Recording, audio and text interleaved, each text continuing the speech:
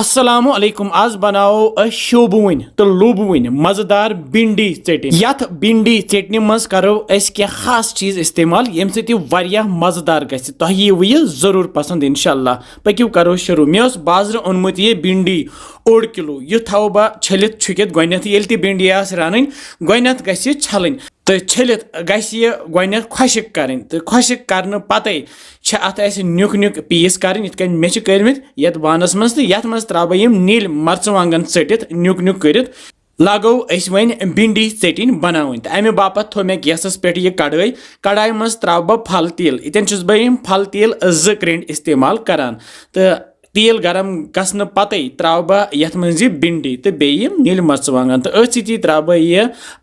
गंड मे नुक नुक कतरोमुत यह त्रो मे ये भिंडी सती तो लागो वन फिर फिर दिन ये हचू चमचे सत तल गैस थोमुत मे फुल तो फुलस पे करहन कैंसन मिनटन तैयार यूत काल यह वन खुशक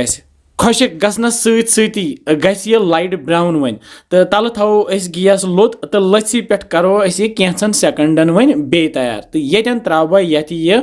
प्रान पुच तो गंड पुच नुक नुक कर बे त्रा बह यह रोहन पेस्ट चमचे 4 डोन कड़ मे डून गोजे यम थे मे न्यामि मज दगित तो अत बनो मे पाउडर तो यह त्रो मे ये भिंडी सती तो अमे पत लागो मसाल त्रावन बह त्रा ये लेदर चमचे 1 मर्चवांगन पाउडर चमचे 1 बादान पाउडर चमचे 1 होख शोंठ पाउडर चमचे 1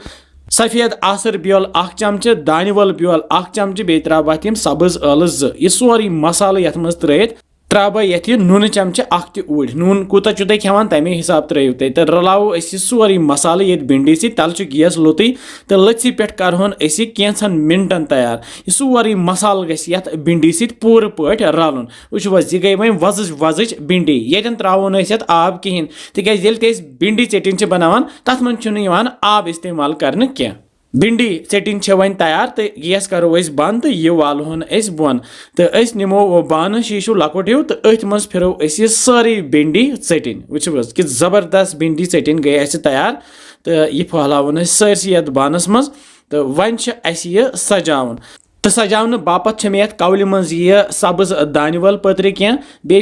गंड ओड़ मे निकल थोमुत तो बे अत मज थोमुत मे यह डून गोजन हज यह पाउडर तो ये सजावन यह पे वो क्युत जबरदस्त चटनी गई तैयार तो वमे तुह यह अजिच यह भिंडी चटनी पसंद तो यह खेमो इफ्तारस या सहरस बतस सत